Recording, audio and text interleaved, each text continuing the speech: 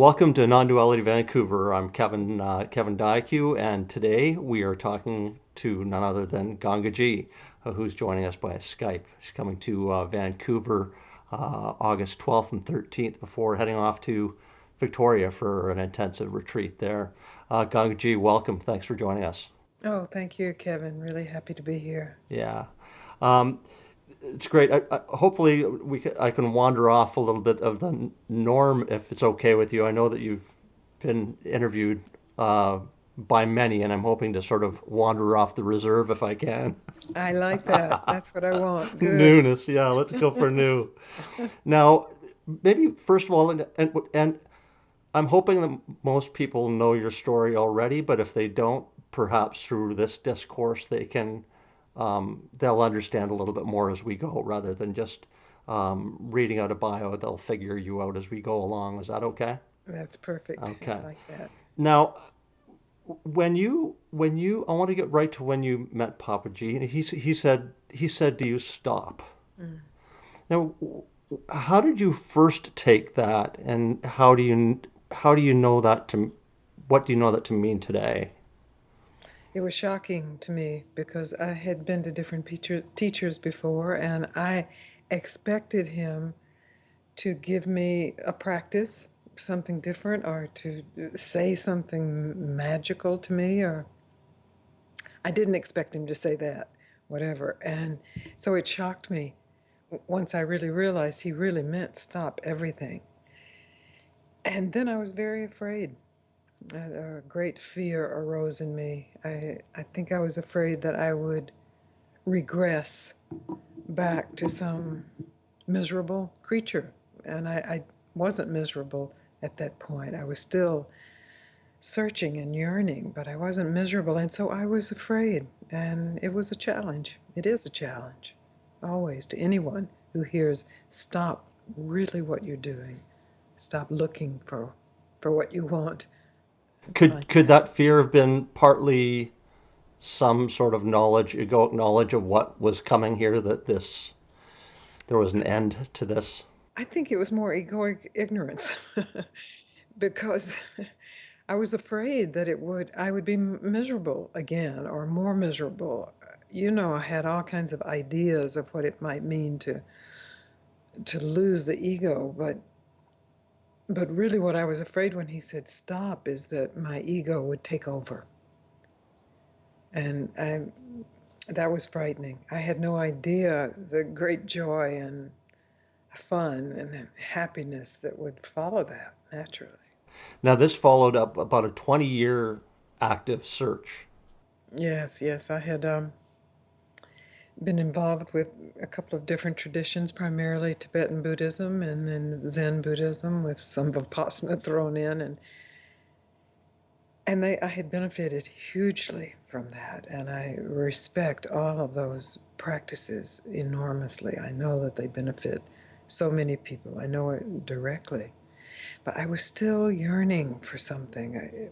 Something hadn't clicked. I had had wonderful moments of recognizing some incomprehensible, certainly indefinable truth of myself or oneself or the world.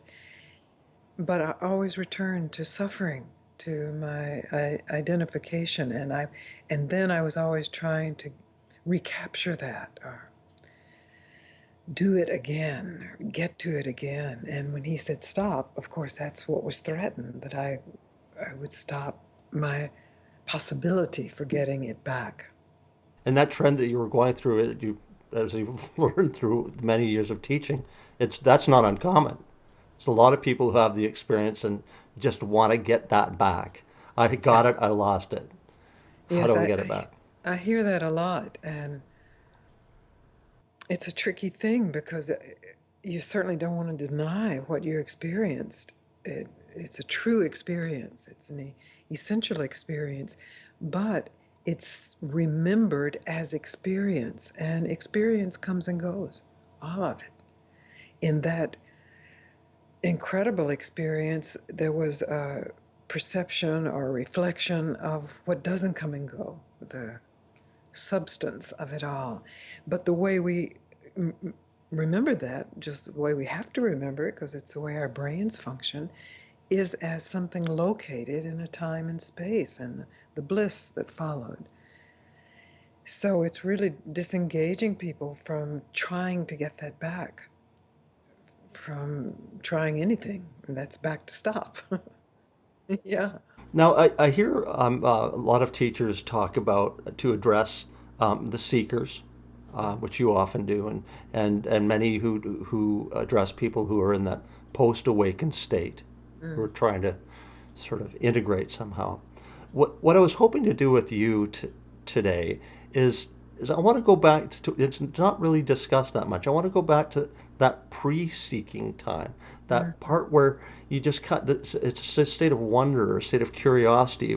So could I be more than this? And I talk to a lot of people who are sort of in that kind of zone where they just go, I don't know whether I need to be seeking something or whether I just know that I must be more than I have been telling myself I am.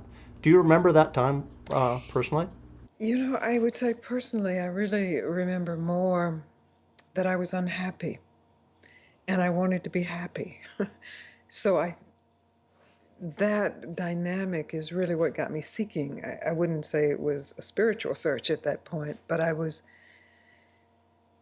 seeking something that would rescue me or save me.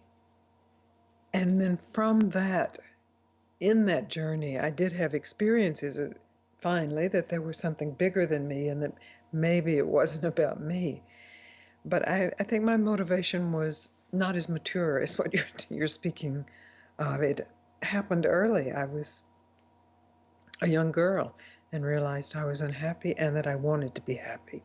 And so my task became, what do I do to get happy? And I did the right things and I got happiness, but happiness I discovered over and over comes and goes. And I wanted something more. And that's when my spiritual search started. I can't say that I knew there was something more. I mean, once I started meditating and having certain experiences and altered states, then I knew there was something more. But still, it was revolving around my happiness. It was I even going to Papaji. I mean, my I had been 20 years plus into spiritual practices, but really what I wanted was to have happiness stay here. And that's what he just cut everything. Just took the whole globe of my identification, just finished it, because when you stop, you really stop. Yeah. Well, stop is great advice for people who are caught in that cycle of chasing the happiness or Buddhahood Yes. or whatever it is. But I'm just at that seedling moment, that moment of awe and curiosity, and just sort Yes. of would the advice not be more go ahead, start, go ahead, ask yourself some tough questions. Let's get Yes, into some inquiry. Let's start. absolutely. To me, the question really, the initial question, and that we can come back to over and over, is what do you really want? And there's superficial levels of that. Many people want to be happy, like me, or some people then think they will get what they want if they have the right mate or job or enlightenment, however they're defining that. And to take that question deeper, of course, you ask yourself, if I got that I want, what would I have? What will that give me? And that really directs the mind, the inquiring mind, back to what is wanted truly, which, if you're so inclined, if the mind is mature, which is what I hear you talking about, these particular people, then the mind is turned toward this desire, this profound desire for peace, for love, for truth, freedom. And yes, then the stop, really, I might still say stop, but it has to do with stop looking anywhere for that. Turn your mind into that and dive into it. And of course, it's a huge challenge because we can discover in a moment what I really want is freedom. But the way we are made is we start discussing that with our in our internal discussion or with others, and then start laying out how I can get freedom or how I can keep freedom. And I'm not talking of relative freedom, of course, because we can get that, and we're lucky that we have that. Many people on the planet don't have that. But in a discussion with someone who is relatively free politically, socially, and yet really wants absolute true freedom, then yes, the only way is to turn your mind back to the source of that desire. It's a desire of true maturity. Enlightenment and awakening and a lot of these they've become sort of very weighty, sticky words with with a whole bunch of meaning in there that I'm not sure whether it was really intended to be that way. They've been Yeah. Is that part of the problem here is that people are expecting something that Yes. Absolutely. These words get corrupted, with our idealizations of what we think they mean. I mean, what a beautiful word enlightenment is, but it does, as you say perfectly, it gains this weight, and the weight is all of our projections or idealizations. For me, when I was searching for enlightenment, it would be permanent state of happiness. That was my definition. And what a weight that is, and what denial that it entails when, if you're not happy, then something's wrong, and you have to find something that will give you back happiness.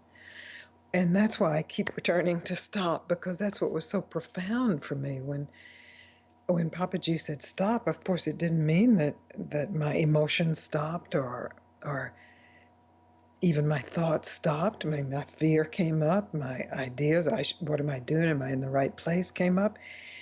But really, what he was pointing to, and what is so mysterious and vast, is this that is already stopped and is always stopped. So that he could, like, get to it so quickly, given where I was along the path and where the person next to me was, or next to me, meditators of 40 years, or people who just walked in off the street. It didn't matter, because he really trusted that if we are meeting, then we can receive what each has to offer to the fullest. I know you'll reject the comparison, but you have the same effect on a lot of the folks that you talk to. I've spoken with the people who attend your satsangs Yeah. as well, and there's this sort of a cross. It's you have a very grounded approach that seems to resonate with a lot of people, and I know you've heard this before, and you probably feel it when you're giving your satsangs.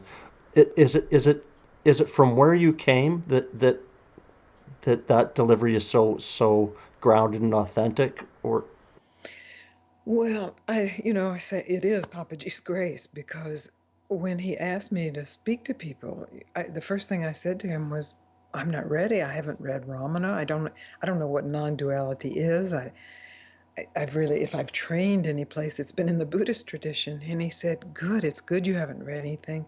Then you will speak from your own experience." And to me, this has been the key.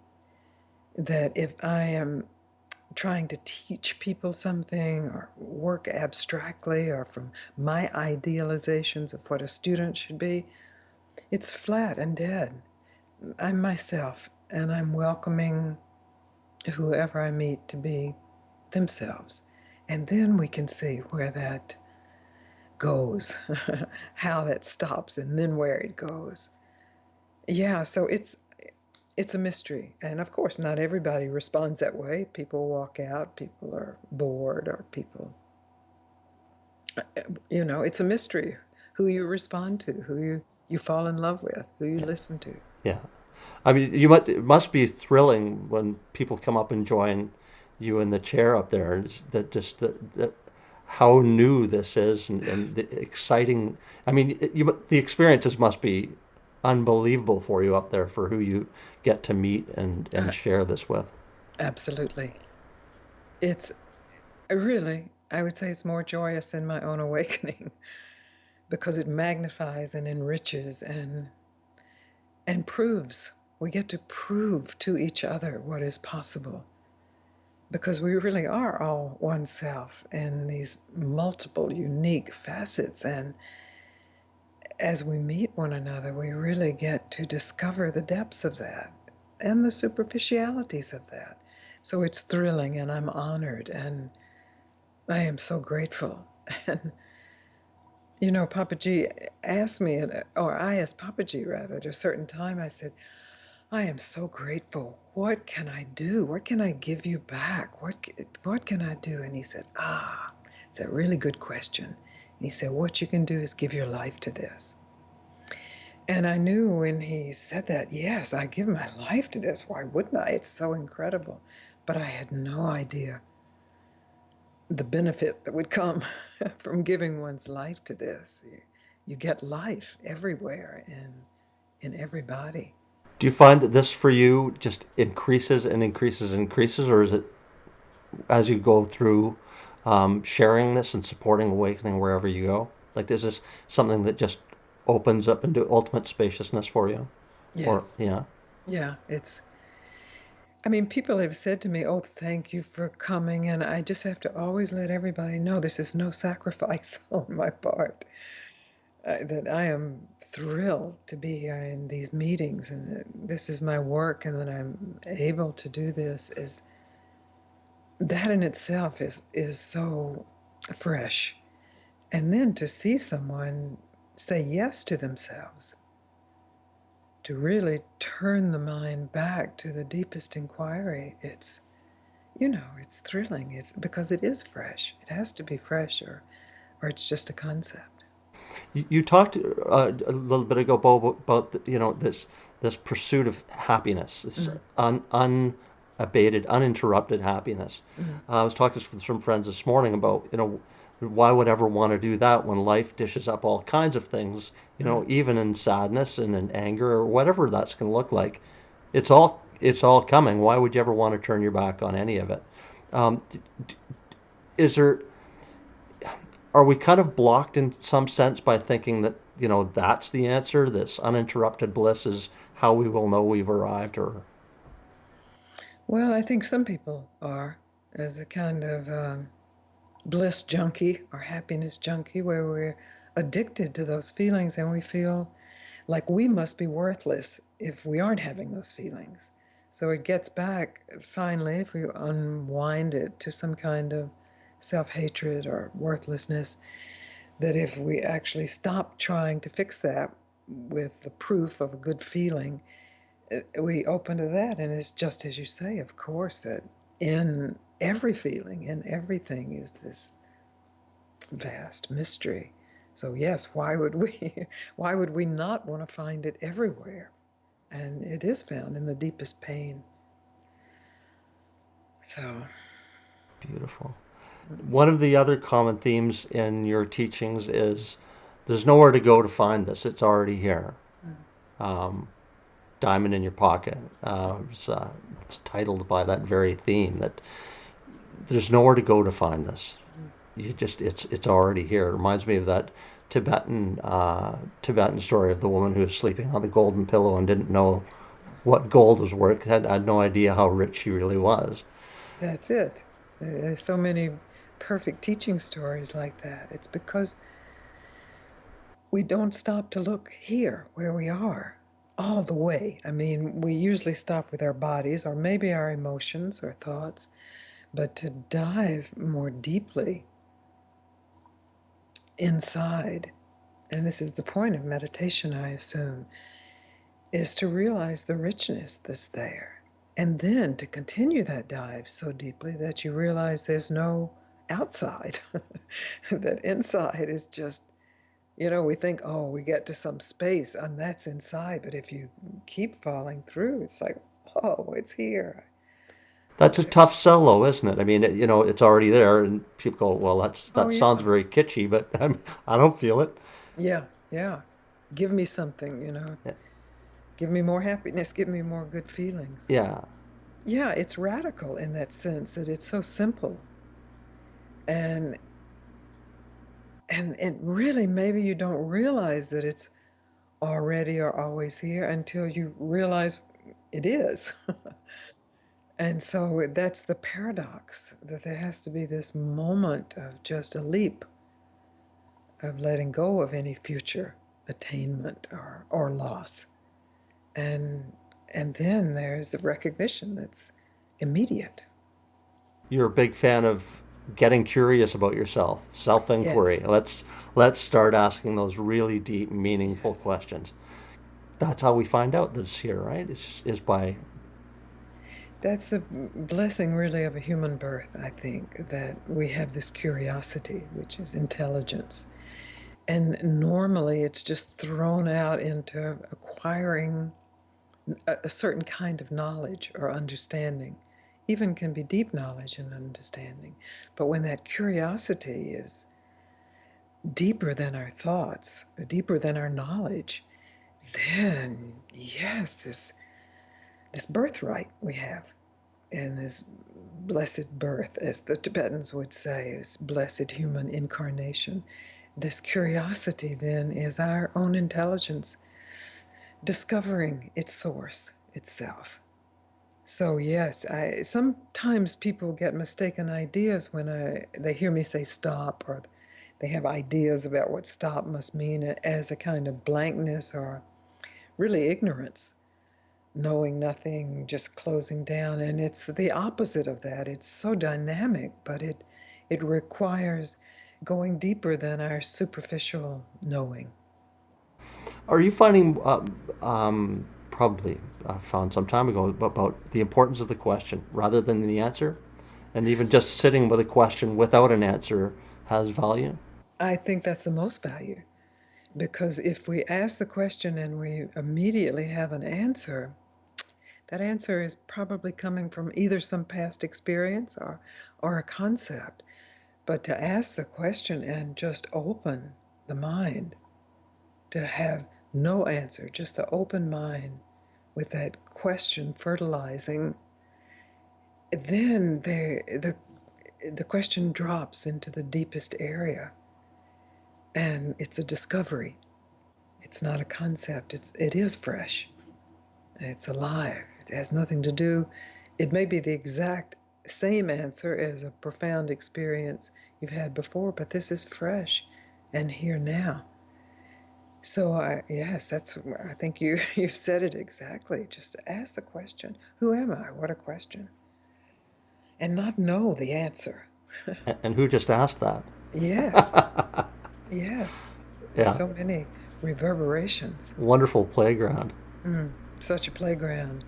Now, are you noticing? I mean, you see a lot of people annually. Are you noticing more and more people are waking up? Or are you finding that that's accelerating in some sense? Some days, I would say. Yeah. um, I really don't know. It seems to me there are more and more people who are conversant with the notion of awakening or satsang. And so it's an easier conversation than it was 25 years ago.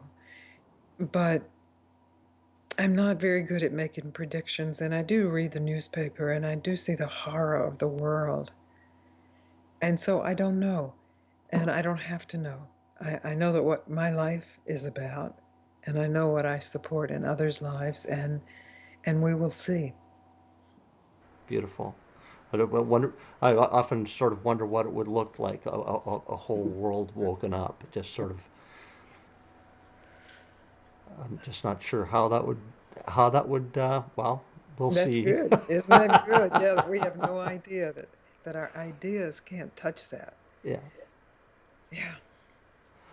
So you're coming to Vancouver. This is, I think, you've been here a few times. Several times. Yeah. Is Three, three at least, maybe four. is there something about Vancouver? Is it do you is what's the draw here? Is there? I know you have a big following. Well, that's it. I've been invited there, and it's a true invitation. And certainly, Vancouver is beautiful, and I love the energy, the air, the vibrancy of Vancouver. But there are many beautiful spots on the planet, and it's really when there's an invitation that has this true draw. And Lorraine and Leanne and others in Vancouver have just been so sincere in the invitation and my experience in past meetings. I liked I liked the group. I liked the just the willingness to not to be serious, absolutely serious, but not glum in this. That it is playful, as you said. That's how things get loosened. So yeah, I look forward to it. Yeah, I look forward to having you here. Then you're heading off to Victoria for an intensive. Yes. Or do you are those your favorite format? Is an intensive, or I mean, is there one that's better than the other? Well, I love these open meetings because you don't know who's going to come there. I mean, I have had experiences here in Ashland where we had them at a college, and this kid was just making a phone call to his parents. It didn't go through, and he saw something going on in another room, and he wandered in, and it's like it spoke to him. He resonated. So that kind of serendipity is really fun and exciting. And I love the challenge that I have in speaking to a big group who many who have heard from me, heard of me, or about me, or seen me, and many who haven't, of how to bridge that, to make it alive for everyone, or to reveal the aliveness. And then, of course, intensives take it deeper. It's a group that commits money and time and then we are willing to really get at it. So it's a different form of dancing, you know. Maybe Uh, the intensive is slow dancing. it's funny you mentioned that the openness of and unpredictability of this. There was an Adyashanti evening one in Vancouver, and like downtown Vancouver, and this drug addict came walking in, had no idea what he was walking in on, and just walked straight up to Adyashanti and said, "I need your help." And it Wow. was amazing the discourse between these two. This guy was really plugged in Mm. somehow, and anyway, people were running up to him for tickets for the following day and said, "Come on back and enjoy this." It's just that unpredictability was I How totally beautiful. yeah yeah It's trustworthy. yeah You know, but I'd read before that you can't tell who's ready by what they look like, and there's the proof of it. You know, people who've been meditating for 50 years sometimes just really aren't ready to ask the right question or ask for help. yeah So what a wonderful yeah. report. I was actually just on a Facebook site that I was belonged to the other day, and this discussion came on about whether this person was awake or not. And I thought, what a what an interesting little game that is. Like, how Uh, could you possibly know yeah. by the amount of times a person says I or whatever it is, or whether they're, blissful enough? It's just Mm. such a mug's game to even try and guess that. And why would you? I mean, if the person is or if the person isn't, what does it mean to you? I mean,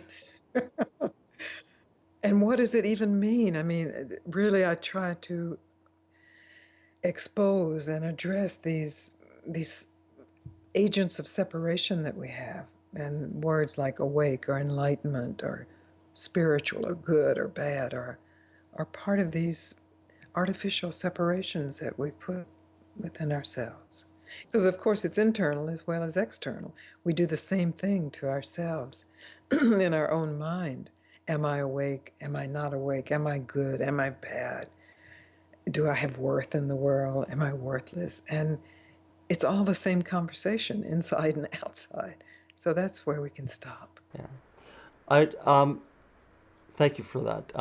I was also wondering about this sort of kind of a neo-Advaita kind of concept that there is no me. So, um, and a lot of pushback to that. It just sort of doesn't feel real to me either. I mean, of course, there's this form living this life and all of that kind of stuff. I've heard it kind of called a divine duality, where there's this consciousness, but this form is still living this Mhm. life within it. How do you square that circle? I mean, Well, if you're saying me or you're saying no me, it's finally the same substance of consciousness. Either consciousness aware of form and identifying in that form, or consciousness aware of formless, endless truth and identifying. And finally, they're the same. So I don't make the distinction. And I just don't go there with people. I don't see I don't see any benefit. It just seems that it generates more discussion, more attempts to manage this mystery, and it's it's useless. Um, you a couple of things that I wrote down about you. I loved, by the way, I loved your Diamond in Your Pocket. It was Oh, a real glad. page turner for me and a huge validation. Um, and you talk about surrendering to something much bigger than what you call your life Mm. in that. And consciously experiencing suffering, meeting experience where it is. And we talked about that a little bit. Of just let it unfold as it will, let it come, Mm. let it Yeah. arrive to you. And I guess that's part of stop too, right? Well, yes, because really you get to discover in that when you stop trying to manage it, what does come and go and what doesn't come and go. And when we finally grow up enough to recognize and face the fact that all feelings come and go, all experiences come and go, all thoughts, all people, all planets, then that frees up our attention to actually discover what's always here, what has always been here since the moment you recognized I am, whether you were saying I am this person or just I am. And you spoke, and when we first began, about the wonder, about meeting with someone who's tasting that wonder. And that wonder is still here because that is the aliveness, that it doesn't come and go. It's here. And those breadcrumbs that you spoke about, is that following those, is it following that permanence? Find out what is permanent, find out what doesn't come and go. Well, yes, that's to me that's the assignment of assignments. First, find out what you want, and then if what you want is real freedom and truth, peace, however it's defined, God, whatever word may be used, then you're speaking of what is ultimate. You're speaking of reality. And in this definition of reality, reality is what doesn't change, what doesn't come and go, what doesn't appear and disappear. And it's shocking to the system to recognize that, well, this body will come and go, and states of health come and go, and relationships come and go, and ideas of myself come and go. You know, when we were talking about being a bliss junkie or a happiness junkie, happiness comes and goes, sadness comes and goes. And then you stop trying to make those permanent or permanently away. And in that activity, that stopping, there is the spaciousness, the mental spaciousness, to tell the truth about what is here, what's still here, what has never gone anywhere.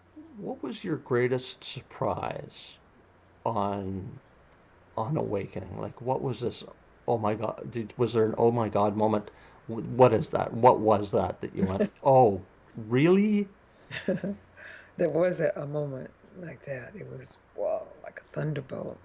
And I started laughing, and it was so shocking, really, what we are just talking about, to realize, oh, this is who I am. This has always been here. Yeah. I was just always looking away from that. So it was like being tumbled right side up. Not that I knew something I didn't know, but I surrendered to what I've always been. I've never been able to describe it or relate it accurately, but the shock, I believe, if I recall it correctly, was to recognize, oh, this is who I am. Oh, this, of course, I know this, because it was always in the background. You talk about surrender. How huge is that Mm. as part of this? It's everything. It's really everything. Because then surrender is the same as stop. It's the same as opening your mind. You surrender your direction, you surrender your idea or idealization or definition. And in that, the mind is open, and the open mind is the same as self, peace, freedom. This epiphany, this sort of this has always been here. Did it feel a little like just like a slight change in perspective, like just kind of turning a bit and going, oh, Like that, only for me, it was maybe my head was in the sand and I got flipped back up. The same being. yeah, just Or people, you know, describe it as veils lifting. I think yeah, it's like this, like just, as you say, just kind of an immediate, yeah, huh? yeah.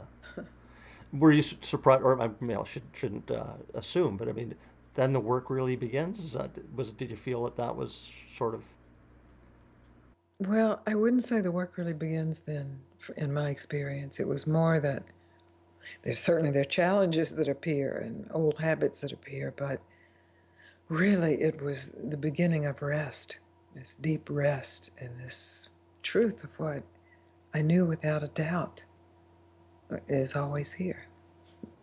so? But some of those friendly old tools that used to be used for hiding things like denial or whatever are no longer available. It's just all Yeah. in front of you.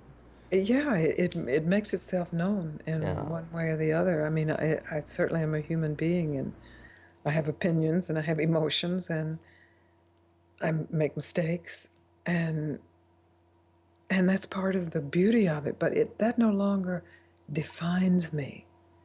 I'm not defined by success or failure. That I don't need the definition and I don't need to run from any definition. So that's what I mean about the rest begins. Do you? I love that. I'm just a human being who's found this experience, or this experience has found you. Mm. Uh, a lot of people hold you in huge regard. Does that level of adulation, does, do you discourage that kind of?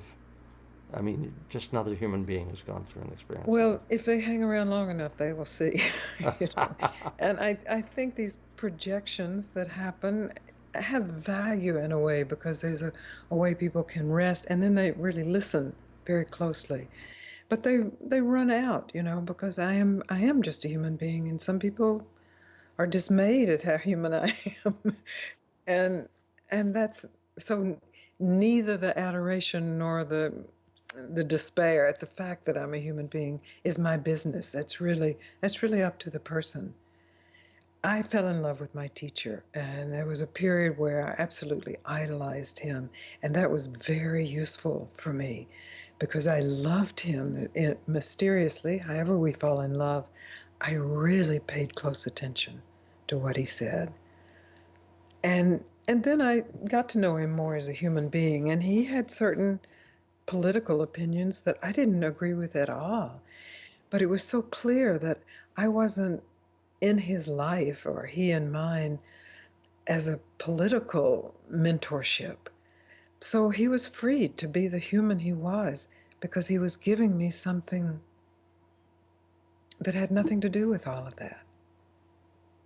And that is the divine connection that we all are. And I think as human beings, we've really done harm to ourselves and our teachers when we put them at a remove from us. When we recognize how human they are and also recognize that they are offering us something so precious, then we recognize it's not far from us. It's not something that for another lifetime, or not something when we are good all the time, or happy all the time, or positive all the time. It's here now, just as you are in whatever dysfunction of a human being you may be. It seems to me that that's also one of the lessons that you've you've offered as well, maybe unwittingly, that life continues and you know we're human beings and you know and you've met all of these and some serious challenges head on and you know dealt with them as they arise. It's not Yeah, The life is filled with challenge. And it's, as you said, why wouldn't we want to find the truth in everything? It's so challenge, it can really shakes you out of complacency, certainly. And it drives you deeper if you're willing to open to it. But I mean, we're challenged by death. We're challenged by loss. We're challenged by change. We're challenged by wanting to make what is inherently impermanent permanent until that shakes it loose enough that we're willing to actually investigate deeper. Is, So, does this is there a sense that with you that this means more because it has to be? I mean, there's a lot of work in getting there. There's like, I mean, we do have to. There is does sense seem to be a struggle for most coming to that place where they need to surrender. Um, does that somehow increase the value of it in some fashion? mm, maybe. I mean, I think the struggle is organic in a certain way. It could be just the development of the maturity of our brains to be able to expand and open to that degree. So, caterpillars struggle to get out of their shells. And so we struggle too because it's identity. We've been fed by past identities, and the value is in itself. I mean, there are people who are struck by grace and don't struggle. There are people who, when they are born awake and they don't struggle. And there are teachers today who speak of no struggle. And I think there's room for all of that. I can only speak from my own experience. And if there's still a dysfunctional human being here, what's the problem? you know, it's fine. There's room for that. There's room for all of it. You do work in prisons as well, correct? I have been in prisons often, and we have a prison program that's part of the Gangaji Foundation, and it's wonderful because you get to see these people whose lives have failed, and people who were maybe scary people before they were in prison. Certainly, I don't meet with all the prisoners. It was maybe a tenth of the prison population came to this meeting, but these were people who were ready to see the truth. And the challenge of their prison, which is certainly a kind of hell world, was surrender was an option. What are they going to do? Fight this? And there, of course, many of them choose that challenge, but the people that I met with were really ready to open it. It was beautiful, and it was a great teaching that I could then bring to people on the outside of prison, that there's no excuse. If what you want is to be true, to be free, then be that now. I would have to think that that would just have been a stunning experience for you. Can you remember walking out of the prison going, "Holy smoke, Yes, that's just like that. astounding." It's like, oh my God. And really in making yourself available, all of us making ourselves available to life itself, then we get to see these things. I mean, other people see them in social work or social activism, or that there's an inclusion in all aspects, and there is a possibility, whatever the aspect of one's life, to really discover this pristine, innocent purity. Yeah. Do you listen to other teachers as well, contemporary I teachers? don't. No? I know. I have tried to, but I just don't. What I like is a really good novel Yeah, or a good movie. yeah, And I read a lot and listened to a lot before I met Papaji, but Papaji was really my teacher. And yeah. so I've just had no interest in hearing other teachers. I'm happy that there are many teachers who are affecting people so deeply. I support that, but I just have no interest in attending. Okay. And you have a very active teaching schedule. Mm. Do you ever see this slowing down or winding up? Or I mean, do you ever retire from this? Well, I have no desire for retirement.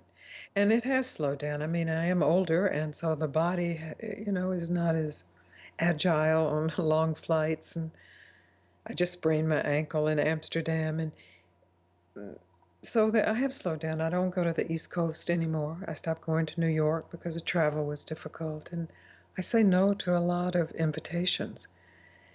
But this is my life, and I've given my life to this, so maybe the travel slows down, but the satsang is available always. And that's really was the impetus for setting up more online events and working with people through the current technology, which is really miracle technology.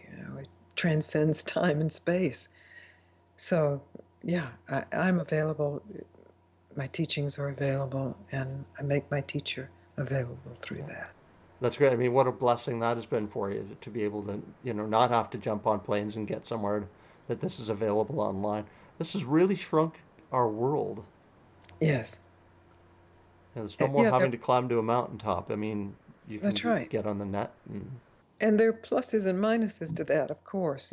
Sometimes people take it for granted because there's such access. And if you climb the mountaintop, you have the bruises and the bangs and the altitude sickness, so that you're really having to push through the challenges. Here, it's easy, sometimes too easy to just click off when it gets difficult. But I have found it serves many, many people, those who are truly earnest and really want to discover the truth of themselves are so happy, appreciative to have this like we're having on this Skype interview. How perfect that we can meet like you this. know, and of course we'll see you on August 12th and Mhm. 13th as well. Is there a theme to the visit here? Do you have something in mind that you're bringing, or is it just gonna show up and allow it to happen? It'll show up, Yeah, there's really some kind of catalytic happening with a group, so that each group somehow mysteriously generates exactly what the theme is. yeah. Yeah. Oh, that's amazing. Well, thank you for taking the time to talk to me today. This has been great. I've really enjoyed it. Me too, Kevin. Yeah. Really, I love your openness. It's Oh, beautiful. thank you. And I look forward to seeing you in August. Oh, good. Yeah, Okay. me too. Thank you. Thank you. And have a good flight up. Oh, yes, thank you.